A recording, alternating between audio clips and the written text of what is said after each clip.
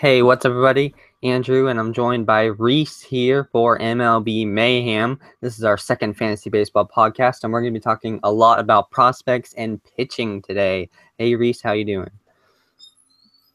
I'm doing good. How about you, Andrew? Doing great. So, obviously, the first talking point's pretty easy. A big trade went down yesterday with the Cubs and the White Sox. Yeah, Jose Quintana for Eloy Jimenez, Dylan Cease, and two other lower-end flyer prospects. When I first saw that trade, when I saw it, I was thinking, wow, that almost seems like the sale trade in terms of what they gave up. Yeah, I think they pretty much followed that framework of going after a team's top prospects and just seeing what else they can get in return. And of course, it affects two ways in fantasy baseball. Obviously, the Eloy Jimenez is probably owned in a ton of dynasty teams, and Jose Quintana moves to the south side for the second half, and that should definitely help his wins this year. Should. Unfortunately, people playing in AL onlys will lose out on Quintana for nothing, but happens when you play in an AL only. Yeah, that's the risk, especially when you're drafting teams that won't be competing that year. Yeah. But Quintana, overall numbers aren't great, but he has done pretty well over his last 7 games. I think it's a 2.78 ERA over his last 7 games, so he's definitely been pitching a lot better than what it's showing right now. Yeah, and Quintana's one of the more consistent pitchers. I know he hasn't really been performing all that well this season, and I wouldn't be surprised if the trade rumors got to him, and now that he's traded, he can just take that load off his shoulders and just focus on trying to win games for the Cubs as they try and win their division. Definitely, and he has a career-high strikeout and walk per 9 innings right now. He's striking out 9.4 batters. That's great to see because he's been consistently a high 7, low 8 guy. He's one of those guys, you know what you're going to get. He's going to pitch you a ton of quality starts, but before you never expected a lot of wins, but he could get definitely some wins. And the Cubs team that I think will go on a hot streak in the second half. Oh yeah, I think the Cubs are going to break out of the slump they're sort of in and start to run away with the Central. Absolutely. I don't believe Milwaukee will hold on to the lead all the year, and Cardinals seem pretty content to stand pat. I don't think they're going to try for the division. Yeah, although if there was a team to try and push against them, I would not take out the Cardinals. Absolutely. They do have prospects in the minor leagues if they did want to make a move. It should shape up to be a pretty interesting trade deadline. I mean, you got teams that normally wouldn't buy, like Milwaukee is almost certainly going to make a trade for some starting pitching probably. They'll need someone to pair with Jimmy Nelson, who's had a pretty good year so far. Yeah, I wouldn't be surprised, though, if they didn't buy too many guys. Like, I wouldn't be – like, a Jason Vargas type would be perfect for them because I wouldn't imagine them having to give up a lot of their top prospects because they do have a pretty nice farm system headlined by, like, and a whole bunch of other young, exciting position players and a few high upside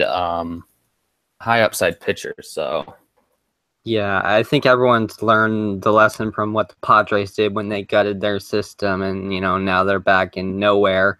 The Brewers aren't there where they're going to be competing every year, so it just doesn't make sense to gut their farm system.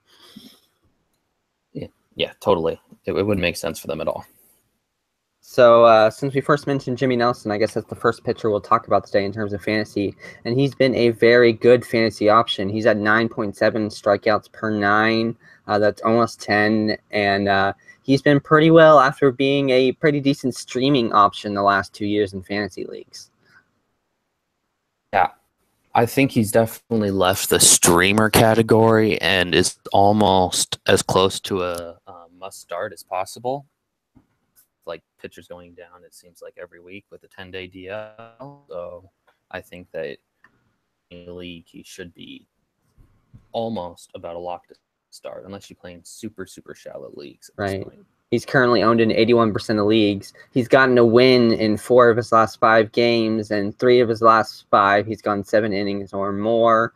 2 of those games had more than 10 strikeouts, and 4 of them had 8 or more. So he's been giving you the stats you need in fantasy leagues. The strikeout rate, I'm very happy with.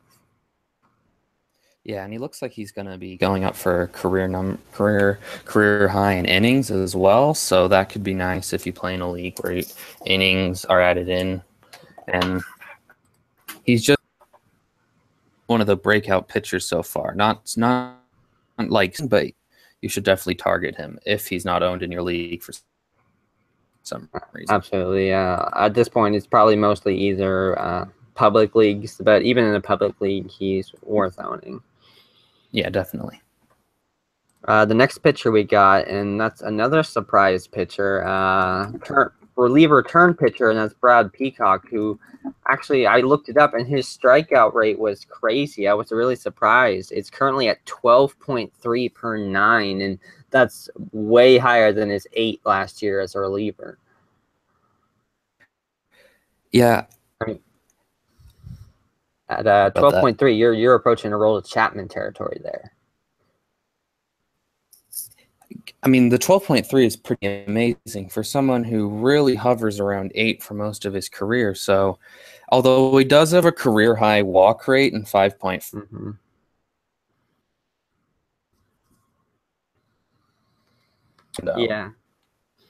Yeah, but I mean, the 2.63 ERA is great. He has had a couple blow-up games that I know have hurt me in some fantasy weeks. But obviously, he's going to get the wins on that 60-win Astro team.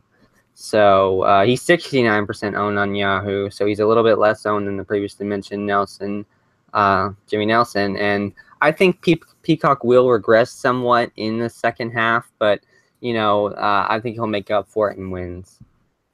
Yeah, he'll definitely pile up the wins, and if he can keep up his strikeout rate, he's definitely worth owning. Right. And, I mean, the fielding independent pitching, the FIP actually does support the ERA. It's actually lower than his current ERA, and that's pretty surprising to me. I don't know where this breakout's coming from. I don't either, but it could just being pulled from the maybe he's one of those pitchers that actually does better as a starter rather than a reliever, which is pretty weird. Doesn't happen very often, but for the few guys that it does, they become fantasy relevant really quickly. And here's the one thing I think that is one reason why his ERA is so low. Last year he gave up 1.7 home runs per 9. This year he's giving up 0.1 home runs per 9 innings. And Houston's a pretty big hitter's park as well, if I remember correctly. So that's pretty remarkable for it to only allow that many home runs per 9. That is. And next up, we have probably the biggest breakout of the year, and that's Alex Wood over in LA. Yeah, Alex Wood, that ERA is crazy. 1.67 in 15 games. 2 of those games are coming from the bullpen, but 13 games started, a 1.67 ERA. That's pretty remarkable. Yeah, and obviously he's 10-0, no losses yet. Just phenomenal. Yeah. And he's only walking 2.5 pitchers per 9, which is very nice. So do you expect him to do anything like this in the second half? Well, about is the whole Dodgers are messing around with the 10-day DL, so he could go on a DL for almost no reason at any point, and if that happens during the playoffs, it could be hard to swallow. So it own him, but when he's pitching, he's lights out right now. Absolutely. So if you, I know I own him in a ton of leagues. I picked him up on the waiver pretty early in the year. But if you own him, would you be holding or trading him? I would be holding because the starts that he does get are going to be very productive, and he does play in a nice park. I don't try and factor in park as much, but the Dodgers do play in a pretty nice pitcher's park. So if you're looking for a tiebreaker between him and someone else, that's definitely a good tiebreaker to look at. Absolutely, and he's only given up 0.2 home runs per 9, obviously in a better pitcher's park. But yeah, I'm not looking to trade. Although I think I traded Wood in one league, but that was a rebuilding league where I kind of flipped him. But he's definitely solidified my rotation in a couple leagues that have been suffering. Oh, definitely. If you picked him up, you might as well ride him for as long as you can. Right. Next, we have He cost you almost nothing to pick up. absolutely, yeah. I mean, just one of those waiver wire gems, and that's why you gotta stay active all year. You gotta pick up those guys. That's how you win a league. If you picked him up, you're more than happy with what you got from him. Next guy is a guy that had an absolute disaster of a season last year with an 8.02 ERA, and that's Jose Berrios. Yeah, Jose Berrios this year has rebounded, and in a few leagues I own him in, he has really become the ace of my staff, especially I really have enjoyed Jose Berrios so far. Absolutely, and he's gotten 8 wins on a Minnesota team. That's pretty impressive. His ERA has risen because I think he had a few bad games before the break because it was below 3 at one point, but he's definitely pitched well. I don't remember where I heard this from, but the minor league ball didn't back down to the minors. He practiced with the major league ball, and he's now accustomed to it, so that a big reason why he's having such a really nice season this year.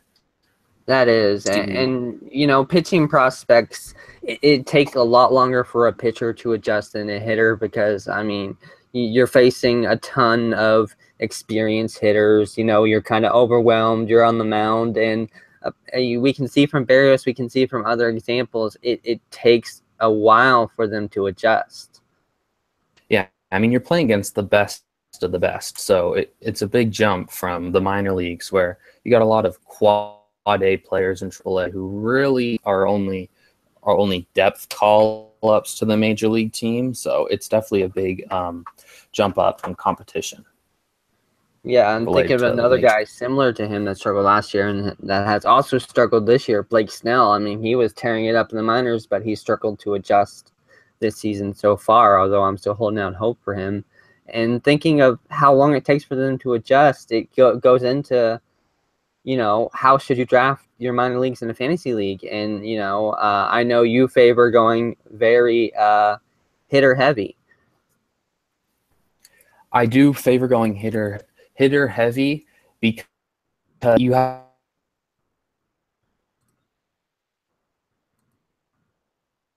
as long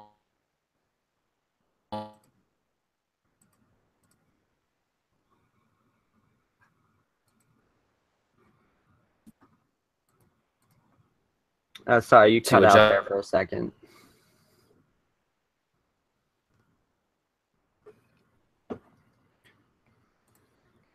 But yeah, if you haven't seen his prospect list, they do have through an adjustment league right now. Yeah, if you haven't seen on Major League Mayhem, Rhys, along with Connor, released a mid-season top 100 prospects for fantasy baseball.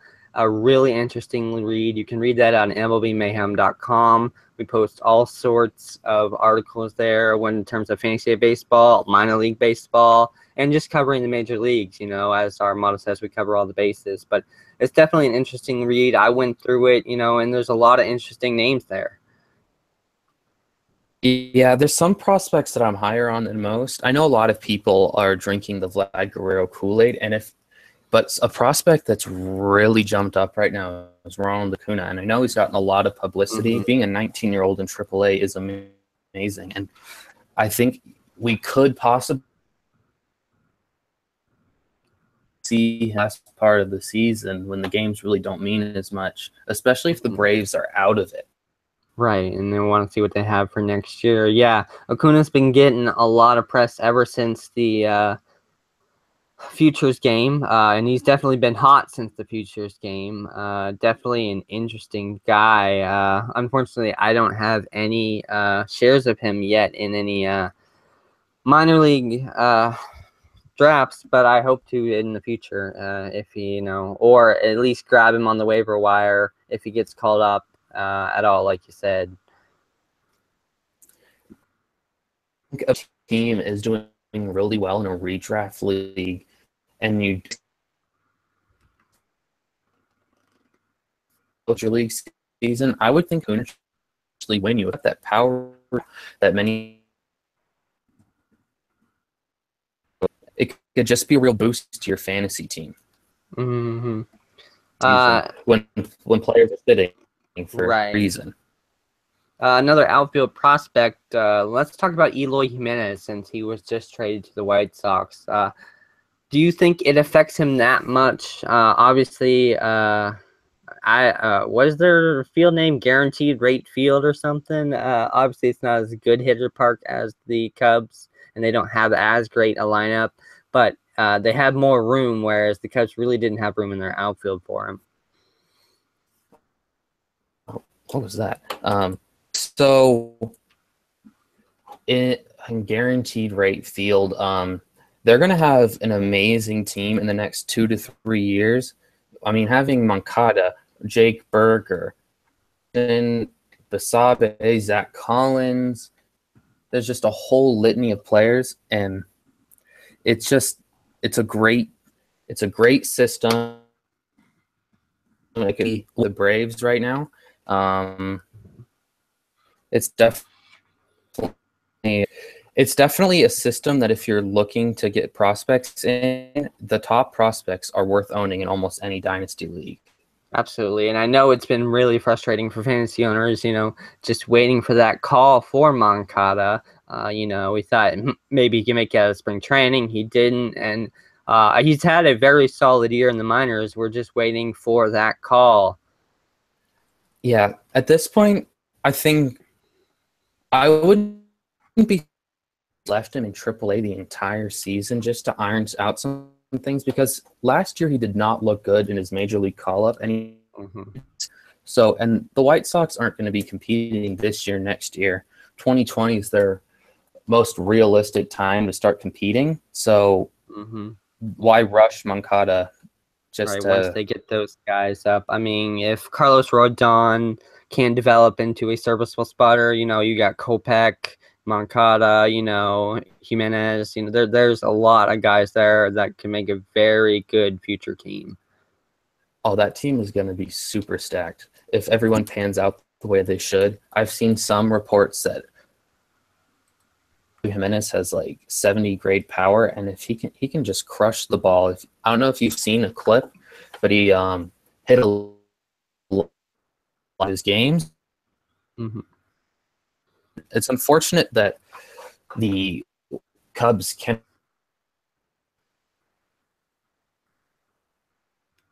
with bad for so long and then get all these great prospects and you hit on all of them. Right. Definitely.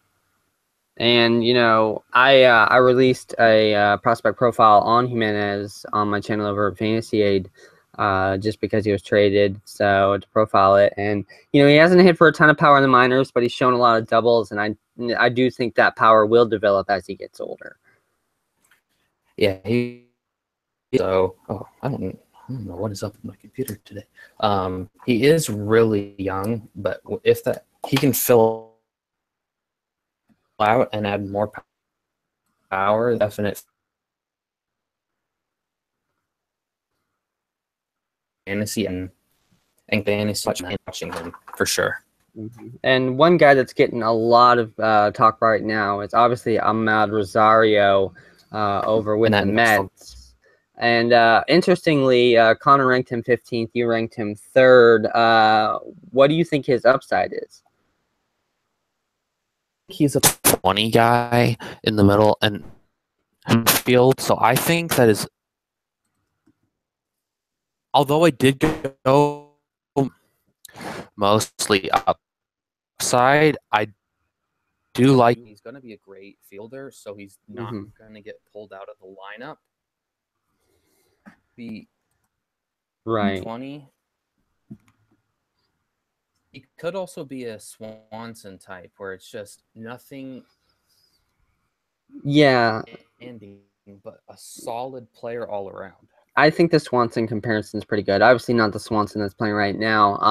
I kind of see him because you mentioned that defense. I think he'll be a better real life player than fantasy. Not to say that he won't make an impact in fantasy leagues, but I don't think he's going to make a big as impact in the second half this year as people think.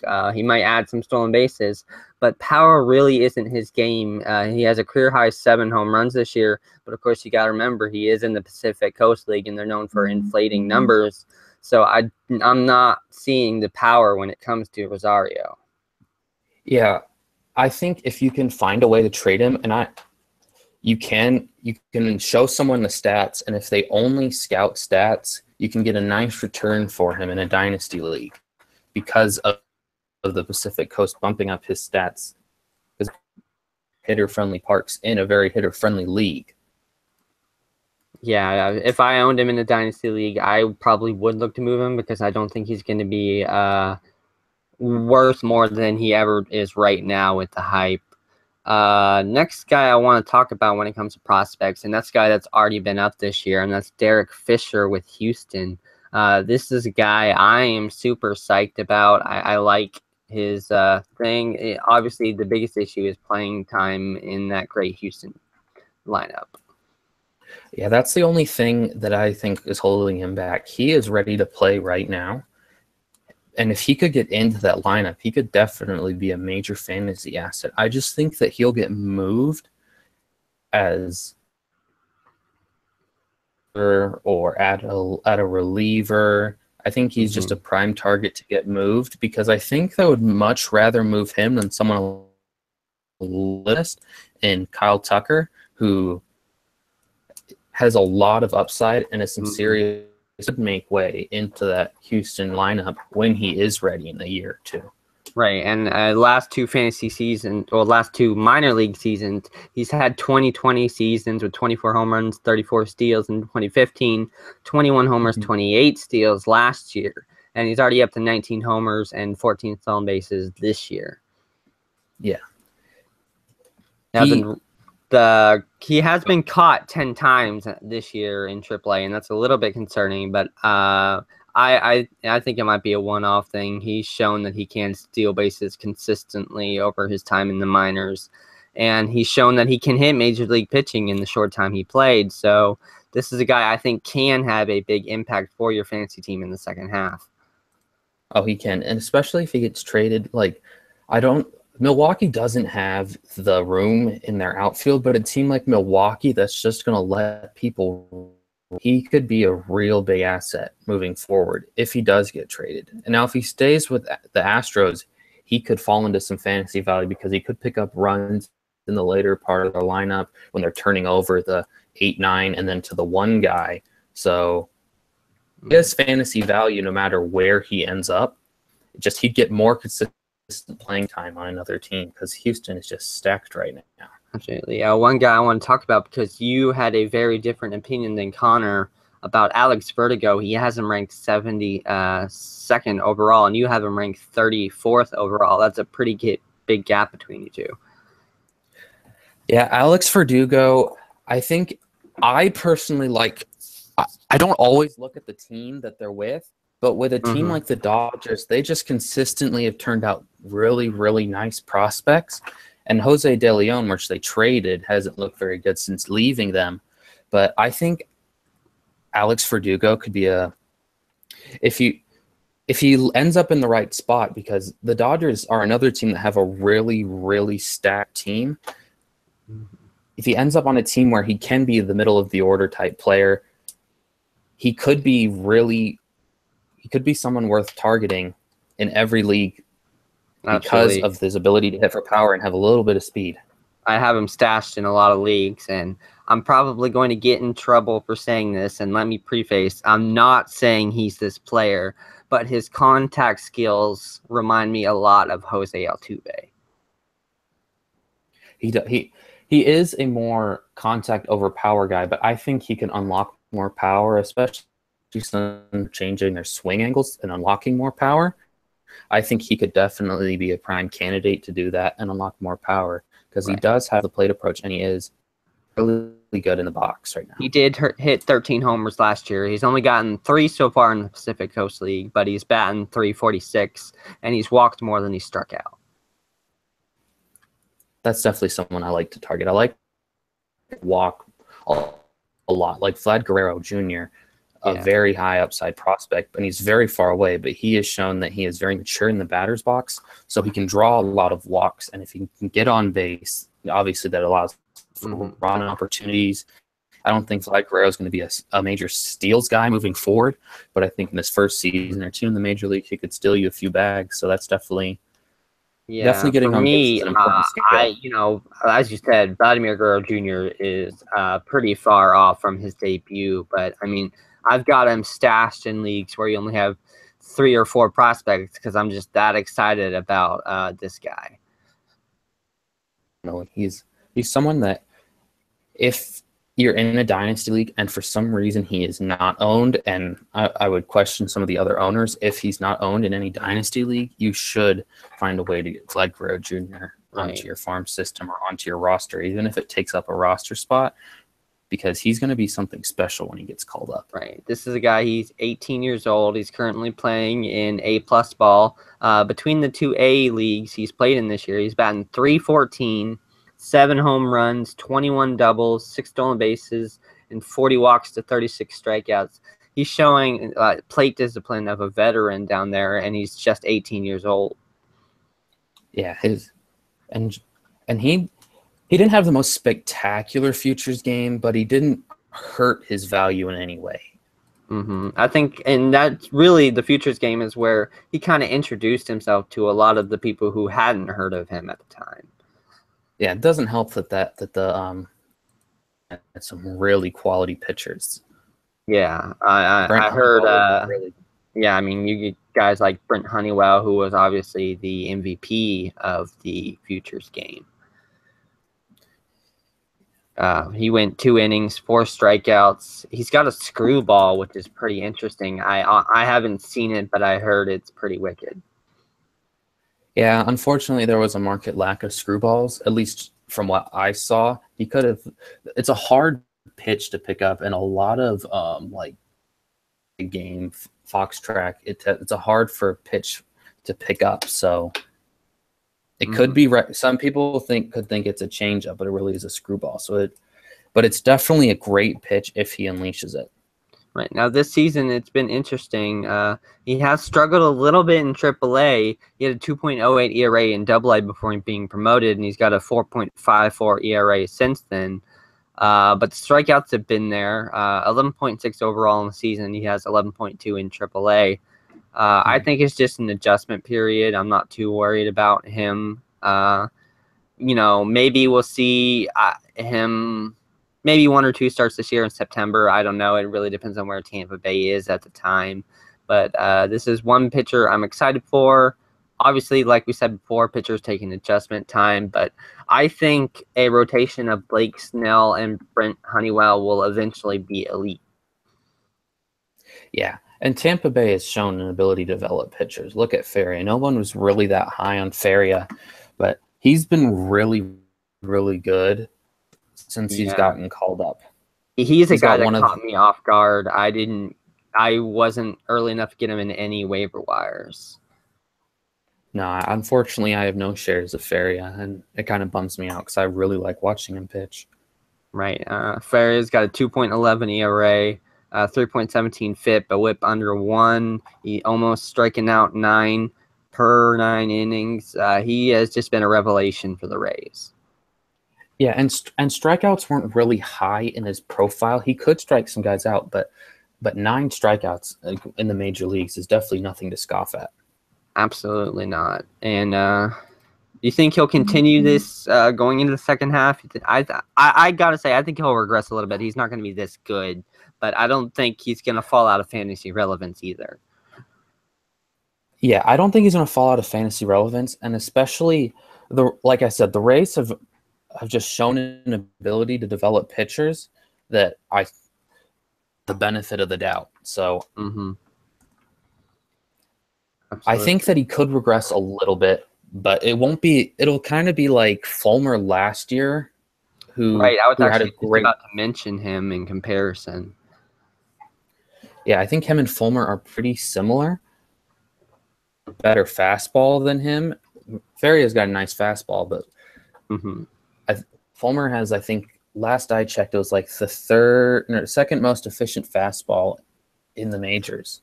And I don't mean to talk about Fulmer too much as a big Tigers fan, but a great watch. Yeah, definitely. Going back a little bit more into the hitting realm, a guy that could get the call up, especially with Forsythe struggling and Utley not being who he was, and that's Luis Urias, that you have ranked, I believe. Oh, you got to scroll through the names here. That was one guy I also noticed you guys were pretty far apart on. That's why I wrote his name down. Luis Urias, I think 56? 56. Yes.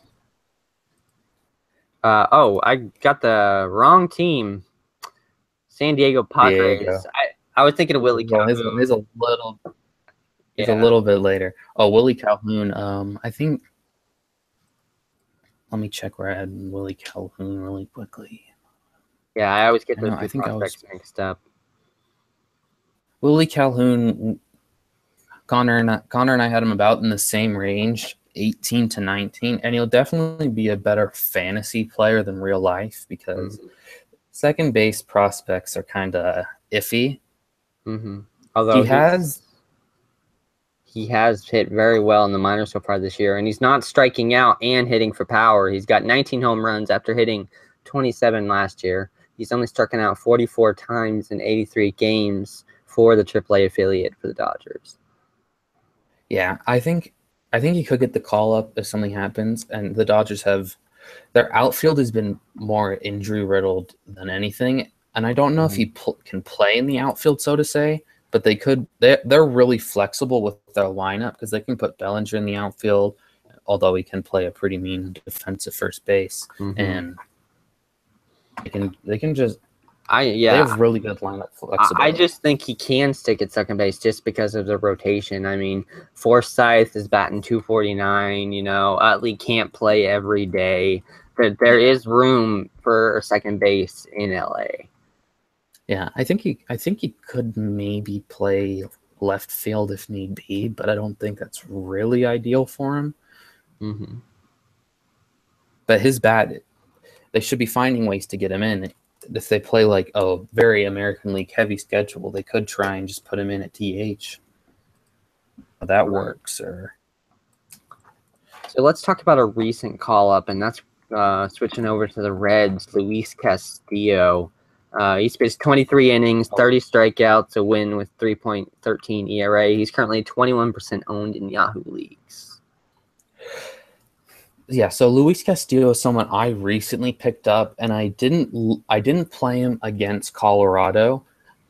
You obviously don't want anybody playing Colorado, but I did take the risk when he played against Arizona recently, and he did really well. Let me pull up how he went 6.2 innings, 8 Ks, 0.6 WHIP, no runs.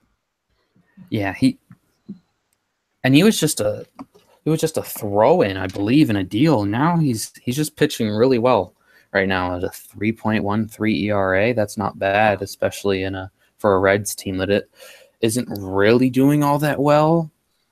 Right. When I think of him, I think of Amir Garrett early on this season when he first got the call. You know, people were pretty excited about him. I do think, obviously, that Castillo has better pedigree than Amir Garrett did. Obviously, Garrett's back in the minors. He struggled after a pretty hard start, but I think Castillo does have the stuff to stay around. Yeah, I also weird coming up because he did play basketball, so that was an interesting development for them. But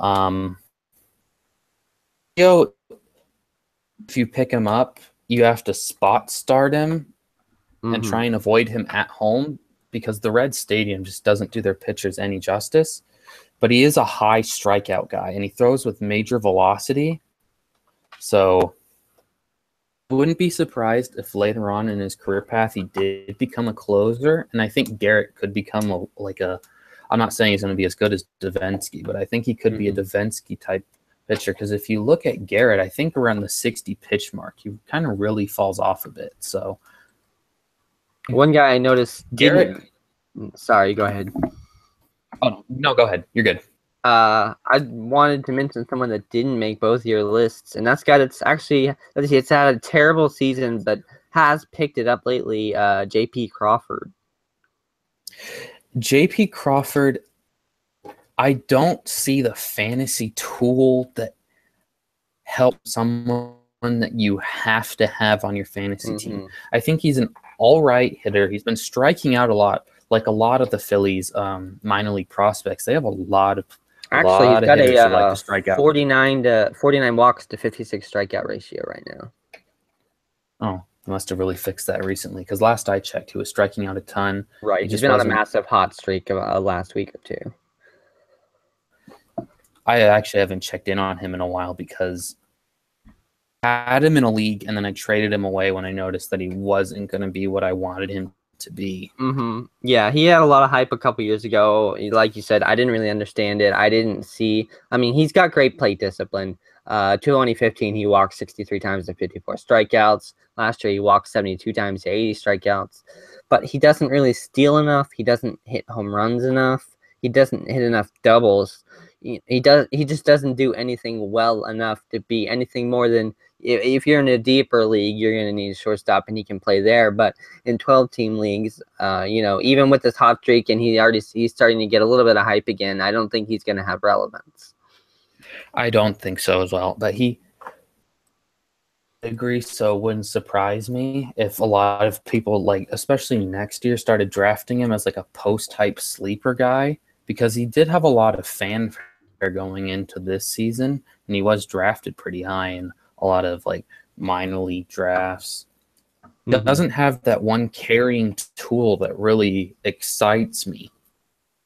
Pretty solid all around, but I think he's definitely a much better real life player than fantasy. Right. We'll pivot back to talking about starting pitchers that are actually in the majors in a second. Just one more guy I want to talk about, and that's because it's just such a terrible position, and that's Francisco Mejia, who might be a savior for the catching position next year. Yeah, catching this year is just rough. And Mejia, I think he'd be a top prospect at nearly any position, but the catcher position, the fact that he's doing it at that position really bumps up his value, because just that catching prospects especially. I was really high on Jorge Alfaro coming into this year, but man, he's just not performed well. Right, and if you remember, Mejia was actually the reason Lucroy didn't become a Indian, because they wanted him to move to first base because of Mejia, and that just speaks to how good he is. Yeah, I'm on Mejia. I'm not as high as Connor. Connor has him as a top 10 prospect. And wait, am I reading that correct? Yeah, he has him as the 10th overall prospect, and I have him as 18. That's really high for a catching prospect, and I think he's going to stay as a catcher for a long time. I don't think he's going to transition away. Like, I think there's certain catchers who shouldn't really be catching, like Gary Sanchez. I think if he just focused on hitting, a monster bat, that it could increase his fantasy value if he gets away from catching, which is weird to say because the catching position is just so awful at this point. Right. Some leagues are starting like Flowers, and Flowers has been good, but I mean, you'd be hard-pressed to name a catcher. I mean, obviously you have the Posies of the world, but you don't even have the Lucroys anymore because he's not doing well. Yeah, and I wouldn't be surprised if Lucroy gets traded to a worse team, because I think Texas is going to go in a last-ditch effort to see if they can compete with Darvish before he hits free agency. Because I don't know if they'll sign him. I think he'll go and get big money somewhere else. I think they'll try and move him. Yeah, because they have Trinos. Trinos has been good in his limited amount of at bats. So He's always been a power guy, not an average guy. But you don't need a. You're not going to get a complete hitter at catcher, so he's more than serviceable. Yeah, you're not going to get a top catcher. I mean, Buster Posey is about the only top catcher that's really living up to the hype. As far as draft season started, Gary Sanchez, he is living up to the hype, but he did miss a significant chunk of the first part of the season, so that kind of lowers his value a little bit. Right, and then you got guys like Schwarber who power and nothing else. Yeah, Schwarber. I think it's interesting what the Cubs have done, to circle back to them, that they have committed to Schwarber instead of Eloy Jimenez and Gleyber Torres. Mm-hmm. Yeah, it's interesting to me too. I mean, you think about it, he was a catcher turned outfielder, and it's not like he's the best defender. You'd think Jimenez could out-defend him and maybe out-hit him. And that is interesting to think about. Yeah, I mean, unless Schwarber gets swapped somewhere, I don't that if he can be turned back into a catcher for a team that doesn't care about having a good catcher. Like the White Sox have historically not cared about who their catcher is. They'll just take any warm body. Mm-hmm. So I'm surprised that he didn't get moved to the White Sox instead of Eloy and Dylan Cease, who Dylan Cease can throw us some heat. Yeah, definitely. Obviously, pretty young in his career, but it's not just a throw-in. That was a major piece. It was definitely a major piece to grab Quintana. And I think Schwarber, I think he's really a first base DH really at this point, unless you are willing to gamble with him at catcher. And in that case, you need to really know that you're not getting a premium defensive catcher and you're just getting someone as a warm body with an extreme bat. So you see that this team chose him over Torres and Eloy Jimenez, who could be even better than him, because Torres is a little bit has some nice things, and obviously he had the Tommy John surgery, so we're not gonna see him this year. Could play shortstop. I think he's a better second baseman long term, and he did try and play some third, so that would have been more valuable to a team that likes to shuffle around their players. Mm-hmm. And I don't think they'd move Gregorius out of shortstop because he's played well. Yeah, he's played really well. So, yeah, just an interesting thing to think about with the Cubs. Quickly, before we close, we'll just go through a couple more pitchers, kind of say how we think we'll do in the second half. And one of the biggest breakouts this year, especially in terms of strikeouts, is Robbie Ray for the Diamondbacks. Yeah, Robbie Ray, he has performed really well, and where you drafted him, he had you basically found a 20 on the side of the road. He's just been there. If I remember correctly, he was drafted around the 200th range, maybe a little bit before then in the FSAA leagues. Yeah, he was drafted probably as your last starting pitcher, and he's easily become a good number 2, and in some leagues, he could have been your number 1. Especially in the deeper leagues, and he's striking out 12 per 9 this year. He does have a career high walk rate, and his FIP is about 1 above his ERA. But even if the ERA rises a little bit, it doesn't matter because he's getting wins on a good Diamondbacks team, and he's giving you Ks just about as great as any starting pitcher out there. Yeah, because you drafted him just for the Ks, and you didn't draft him because he was going to be an asset in ERA or anything else, but he's just massively overperformed, especially what I thought he would be. I thought he would be a really good source of Ks, and he'd have the occasional blow-up outing, but he's been really well, and it's surprising, especially since Arizona is not putting in the humidor this season. That would have helped him even more, but we'll see. And Arizona is a very hitter-friendly park. And it's really easy to forget because the Diamondbacks were so bad that year. But he had a good 2015. The win-losses weren't there. They were pretty bad. But he had 3.52 ERA. I don't think he was noticed as much because the K rate was only 8.4. But it's not like this is out of the blue. He's pitched well before. Yeah, he has had some he's pitched well before, and just this season, I think I would personally hold on to him because the Diamondbacks are trying to compete. So he will pick up the wins. He's a massive K asset, and you could flip him, I think, to get a better hitter if you need that. But I personally wouldn't. I'd ride him out until he becomes useless, if that even happens. Right. And from young to old, we go to Urban Santana, who's having a breakout year with a 2.99 ERA for the Minnesota Twins. I'm not a believer in terms of Urban Santana, especially because he won't give you the Ks. I'm not sure he'll be. I don't want to say he won't be fantasy relevant in the second half, but I think he's in for a big fall. I think he is also in for a big fall. I don't think the Twins are going to be really hanging around all that much longer. I think they could even sell off some pieces. So I think now, if you could, would be the time to trade Santana before he massively dies. His FIP is approaching 5. It's at 4.68. You know, the strikeouts are only 6.8 per 9. And what's really lowered his ERA is he's had 4 complete games and 3 shutouts. And that really helps lower the ERA and masks the couple blowout games he did have. Yeah, for sure.